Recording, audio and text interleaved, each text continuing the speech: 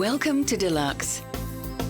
We explore the extraordinary phenomenon of luxplosion, the cult of luxury brands that's taking the world by storm.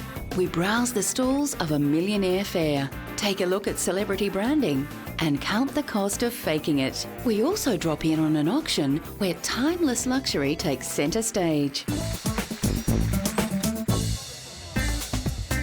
Never before have so many new millionaires and billionaires lived outside of America and Europe. And these new ultra-rich shoppers are snapping up luxury goods like there's no tomorrow. Hong Kong now boasts more Gucci and Hermes stores than Paris, New York or London. But it's not only those with fabulously deep pockets who are trawling the stores. Amongst secretaries, personal assistants, businessmen and mums, accessorising with luxury brands has almost become a must. In Tokyo, over 90% of women in their 20s own a Louis Vuitton bag. And it's not uncommon for a young Chinese or Japanese woman to spend her entire month's wage on one luxury item. Vuitton and Gucci were among the first major brands to take advantage of this new craze, and getting in on the scene early has given them a major advantage. Many upmarket American brands are struggling to achieve the same sort of success, not least because many Asian consumers seem to favour the established European brands. Having a dedicated store is one of the most important factors in persuading the hungry Asian market that a particular brand has status. Rather than leave it to local licenses, big brands are realising they need to come down in person and open up a designer flagship store. Gucci designer Frida Giannini paid a personal visit to the opening of the Gucci store in Hong Kong. Her men's collection, called Young Frida's, was influenced by the timeless cool of Italian film. Gucci makes sure it's represented by the young and sophisticated. Whether it's casual or formal, I like clothes that are simple, but with a little bit of details. Like this is just, it's simple, but they have like some lace details here, like little tricot and stuff. So I just love all these little things. So it's just so sexy and cute. You know, you have to look closely to see the details, and I like that. Gucci also know that modern young men are just as interested as women in looking good. Men are increasingly aware that style denotes status, and status is all important in standing out in the crowd. I'm a fan of Gucci. Gucci's style fits me. It's elegant and wild. The clothes are great for both staying in and going out. I think the clothes emphasise my character, so I like Gucci very much. Despite rampant counterfeiting, French luxury goods maker Louis Vuitton continues to exude confidence in the Chinese market, as displayed by its impressive Beijing flagship store, which opened in 2005. With many wealthy Chinese wanting the real thing, Vuitton stores have gone from strength to strength. As the company trades on the desirability of their shoes, luggage and other products, the store itself is an important symbol to the potential consumer. Through this house, you are in fact traveling through the Vuitton universe. Giorgio Armani has opened a number of stores in China and Hong Kong, but in a trend that may see other companies following him, the Armani Group plans to move some of their manufacturing out of China in an effort to combat piracy. The Armani line is perhaps best known for its menswear, and Giorgio Armani himself has been named the most successful Italian designer ever. Certainly the status of his label has proved to be a great selling point in style-conscious modern China. Another designer label, whose products are keenly sought after, recently chose an unusual showcase. Chanel's iconic quilted handbag took centre stage in an exhibition called Mobile Art, which opened in Hong Kong. The show was housed in a futuristic white pavilion, and several international artists treated Chanel's bag to some colourful reinterpretations. One of the most enduring status symbols for a man is his car, and in modern China, it's increasingly common to see top luxury cars on the road. Rolls-Royce, Bentley, Ferrari and Lamborghini are all enjoying their best sales growth in a country that used to be ruled by the bicycle. Rolls-Royce only launched in the country in 2003, but China has swiftly become a very important market for the exclusive brand. In 2006, after a lot of development and success, China surpassed Japan as Asia's #1 market, and it also became the #3 market in the world. In 2007, sales grew by another 50%. Bentley, whose models start at just under $500,000 is also undergoing rapid growth in China. Test drives are usually not available, but knowing what it feels like to be behind the wheel is not always top priority. When I buy cars, I don't pay attention to the price. I look at the quality.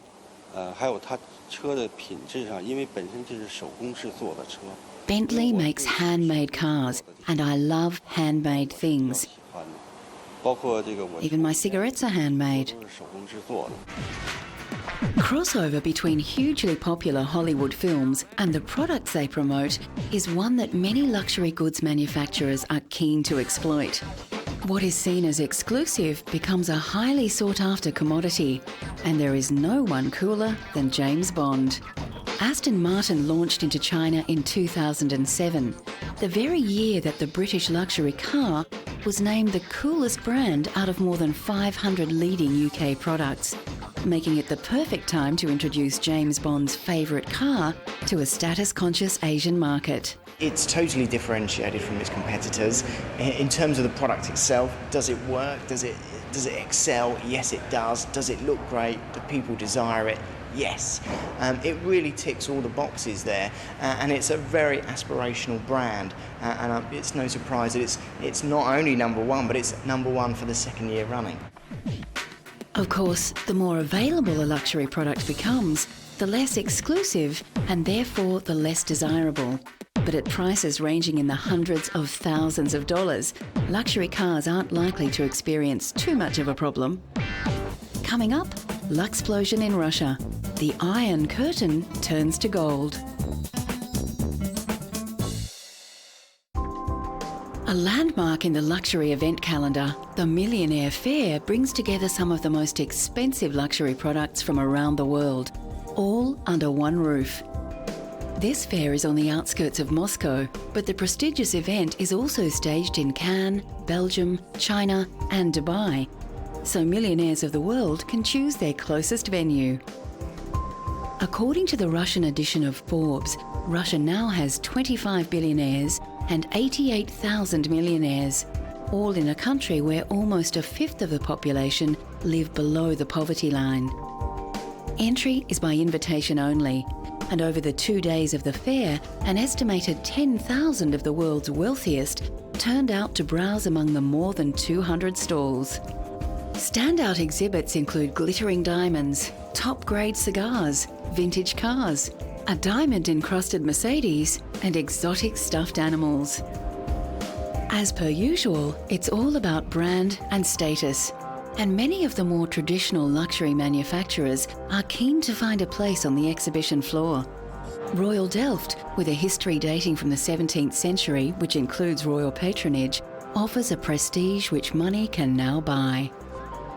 The Russian market is a market which is booming, and where there's lots of people who have money enough to buy quality and beautiful stuff, and that's why we're coming to Russia. Other luxury product manufacturers eschew the past and celebrate our modern lifestyle. And the exhibits included the common garden mobile phone, now transformed into a luxury item. Goldfish is the most exclusive cell phone worldwide. It's a solid 18-karat golden cell phone with and without diamonds. And prices are starting from €18,500 till 1 million. Among the bargains that could be snapped up was a Bugatti Veyron, the most expensive and reportedly the most polluting car in the world, which sold for $1.4 million. Many of the luxury items are made by companies who manufacture across the price range, from everyday items for the average consumer up to the most expensive top of the range, designed for the socially active millionaire.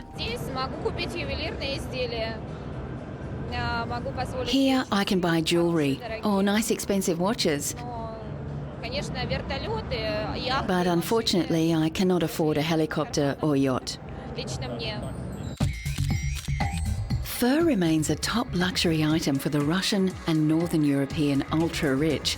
But surprisingly, 80% of the world's fur garments are produced in the balmy climate of Hong Kong. Russians have always loved their fur coats and still account for 50% of the global market.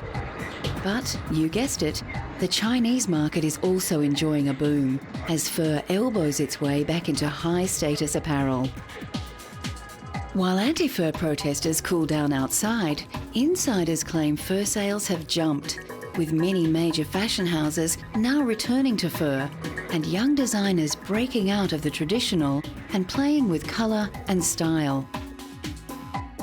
Hong Kong is in a unique position to profit from an increased appetite for animal skins. In terms of manufacturing, they've got something that the rest of the world hasn't got. They've got access to a pool of labour in China that is highly skilled. The labour in Western countries is aging. There isn't the capacity. So Hong Kong, has kind of grown into that position. Just over the border from the booming economy of China, another populous and diverse country is seeing new wealth rapidly change spending habits. India's wildly expanding economy is producing a new class of cashed-up consumers, and Vogue is on hand to make sure they spend their money wisely. Vogue India recently opened its doors to join the other fashion and lifestyle magazines already on the stands. It's kind of symbolic. I mean, at this moment, when you look at India, we are the largest breeders of millionaires. We are the largest breeders of billionaires. The economy is opening up. I think we're the fastest emerging free market economy. And as a result, if you see, we've become active participants on the world global market. Brands are coming in, foreign banks are coming in. I think with all of that happening, such a huge change taking place, it was about time that we had a product like Vogue, which kind of serves as a monitoring of the change in a country's culture. It monitors the pop trend, the trends in a country. Vogue is following in the footsteps of many major fashion and luxury brands that are opening up stores in India. After years of having to go abroad to shop, Indian fashionistas can finally find something new and beautiful much closer to home. Many foreign media firms have been reluctant to make big investments in India, preferring to play it safe by opting for small stakes or licensing deals in a notoriously difficult market. Condé Nast is confident that India's appetite for luxury goods is a long way from being sated. India has a history of, not just fashion, but music and film, culture of enjoying the better things in life.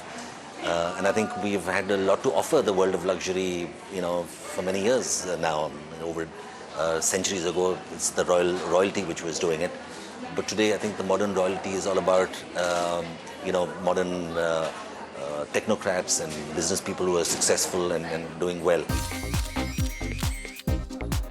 The ripples of Luxplosion have spread beyond the Far East, and Gap is yet another major fashion brand which now looks offshore for much of its profit. Gap appreciates that many fashion fans can't browse the boutiques of Paris, London or New York and need the fashion houses to come to them. Gap recently agreed to let Ripley, Chile's second largest department store, distribute several of its labels. Cindy Crawford was the face chosen to promote the public offering of Ripley shares as the chain store began its ambitious 3-year expansion plan.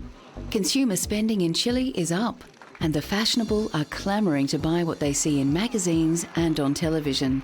Cindy herself exemplifies the kind of easy American cool that is copied in many South American countries. As Ripley's is aware, models are the superstars in the fashion industry.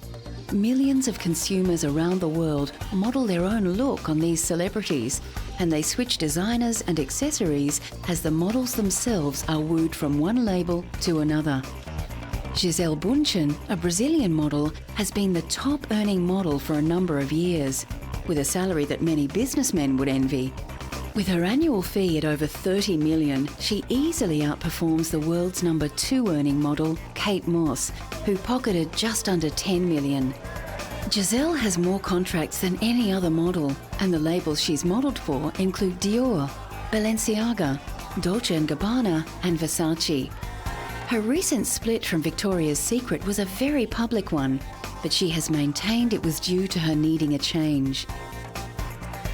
Kate Moss, at 33, has shown an amazing longevity and an ability to survive scandal. No doubt aware that her face may not make her fortune for much longer, Kate recently launched her own label at Topshop, a British retailer which has proved hugely popular. Victoria's Secret has no problem attracting the most beautiful women to its campaigns, and 2 of its current models are listed in the top 10, including Adriana Lima and Alessandra Ambrosio. Other models in the top 10 include Heidi Klum, Carolyn Murphy, who's the face of Estee Lauder, and Australian Gemma Ward. However, the job may not be as easy as it looks, as Adriana Lima suggests. For me, I woke up today at 6 o'clock in the morning. I had to moisturize my body because I always like to do, I have to shave. Okay, you don't want any monkeys in the runway, of course. I'm joking. Coming up, the real thing, the fight against fake. While luxury sales have been threatened in Europe and America, the global financial crisis has barely dented Chinese high-end spending habits. Luxury shopping has become a form of recession therapy for many image-conscious Chinese. During times of economic hardship, luxury goods let Chinese people project a successful image and boost their self-confidence. Italian designer brand Versace recently held its first fashion show in China as part of an aggressive push into the Asian market. Versace is looking at the strong demand for its fashion goods in Asia to help it weather the global economic turmoil. Even stuffy old auction houses are realising the increasing desire for luxury items. And the traditional gentlemen's sales of antiques are for gentlemen alone no more. Bonham's Auction House recently put together a sale that caters to women and men buying for women who are in love with beautiful, exclusive things. Bonham's is located close to Bond Street in London, one of the biggest retail streets in Europe, and they are hoping that women who love to shop will step in for a preview. We have haute couture, we have jewellery boxes, we have a big collection of crocodile. Crocodile is very difficult to get today, and these are things that were made 50 or 60 years ago. Obviously jewellery, everybody loves jewellery, and wristwatches. And there's some sort of funky things as well, like Robbie Williams' smart car, and some fun things like little compacts at, for 100 to 150 pounds. So the price range is from very little to tens of thousands, and I'm sure there's something here for everybody. Included in the goods up for sale are exclusive pieces by top designers Vivienne Westwood and Christian Lacroix. Jewellery is perhaps one of the most obvious ways of displaying wealth, and at a recent jewellery auction at eminent auction house Christie's, royal jewellery went up for sale, proving that yes, everything does have its price. Royal fortunes may wax and wane, but diamonds, as Marilyn Monroe sang, are a girl's best friend. And the opportunity to buy rare jewellery is one that millionaires and collectors can't afford to miss. The stunning centrepiece of the Italian jewels on offer was an antique diamond tiara from 1890, whose value is estimated at around $1 million US. This rare piece is an excellent example of Fabergé craftsmanship. There was also the wonderful blue diamond, discovered in Scotland only recently, by someone who had no idea what it was. While the average person may see such extravagant purchases as an investment, the typical Christie's customer is more interested in showing off. In our last sale, for instance, we had buyers from 28 countries, and in my experience, the vast majority of people buy them to wear. That's why they like the jewels. But occasionally you get some pieces of Cartier which are collector's items, and so they just form a collection. But no, they certainly People buy them to actually put on around their neck or on their ears or on their fingers. With their globally expanding interest in luxury goods, manufacturers find themselves in an increasingly tricky battle to stamp out cheap copies. Because luxury goods are so linked with status, those who cannot afford the real thing are only too happy to settle for a fake. Everything that can be copied will be copied, often in dangerous backyard working conditions that exploit workers. The EU recently held a summit in Brussels in order to raise awareness of the huge human and economic cost of counterfeits. Among the attendees was English supermodel Yasmin Le Bon. But I feel definitely concerned, and I feel that I should be involved, because as part of an industry where we're led by designers, luxury brands, music as well. I'm married to a musician. You know, I think this all maybe started with DVDs and music being pirated, and it's just exploded basically into something quite different. On display at the summit was a startling array of fakes, from common DVDs, which find their way into many tourist shopping bags, through to a Ferrari made in Thailand. Valerie Salembier of Harper's Bazaar magazine gives a reminder of why exclusive is exclusive. That is not talked about very often, really, is the creative process. There is a reason that luxury products are expensive. You are paying for creative design and the designer's time and vision. And luxury companies spend hundreds of millions of dollars really trying to protect their designers. Louis Vuitton is more than aware that the extreme popularity of its accessories keeps counterfeiters in work. The company is determined to keep the pressure on Chinese authorities to stamp out fakes. The law being there, the key question is how to enforce it. And we must say that we've seen considerable progress recently in the implication of the authorities to have the laws enforced. At British Customs, officials are used to uncovering cleverly and not so cleverly disguised fakes. Every year, millions of pounds worth of counterfeit goods are seized at ports and terminals across Britain. Here, rolls of counterfeit designer labels are all ready to be attached to poor quality clothing, which is then sold for much more than it's worth. Cheap t-shirts will not harm the wearer, but a tainted alcoholic drink will. On several occasions now we've seized large quantities of whiskey and other spirits, and when we've had it analysed we've found that the whiskey itself contains large quantities of industrial strength methylated spirits, methanol. Now if you drink that and drink a lot of it, the chances are it will actually make you go blind. I mean, it is quite a very, very serious risk to one's health. The low cost of a fake is always tempting, but for the millions caught up in the phenomenon of luxplosion, it's the real thing that buys them entry to a social class their parents could only have dreamed of.